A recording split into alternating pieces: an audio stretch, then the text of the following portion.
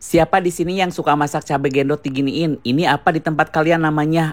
Mau coba buat, hayulah urang gaskeun. Cabai gendotnya jangan lupa dipotong tengahnya menggunakan pisau dari stand cookware dengan motif diamond. Jadi apa yang dipotong nggak lengket di pisau. Bumbu halusnya ada cabai merah besar, bawang merah, bawang putih, kencur, kemiri, dan terasi. Jangan lupa dikasih minyak sedikit, kemudian chopper menggunakan food chopper CH100 dari Mitochiba dengan mesin tornado power dapat menghaluskan daging dan es batu dalam hitungan detik. Kemudian tumis bumbu halus hingga harum, kemudian tambahkan cabai gendot, air sumur secukupnya, serai, daun salam, kemudian masak hingga cabai gendotnya layu. Kemudian tambahkan garam kehidupan, micin, lada bubuk, gula merah, kecap manis, dan santan kental. Ini santannya kebanyakan, kalian bisa kasih santannya secukupnya aja ya. Oh iya, ini pancinya Diamond Casserole Pan dari stand cookware yang anti lengket. Ini resepnya di save aja dulu. Biasanya menu ini ada di menu untuk lebaran. Ada yang suka nggak? Kalau di Sunda ini namanya ase cabai gendot. Kalau di tempat kalian apa namanya? Wilujeng nyobian pamirsa. Ieu mah enak pisan.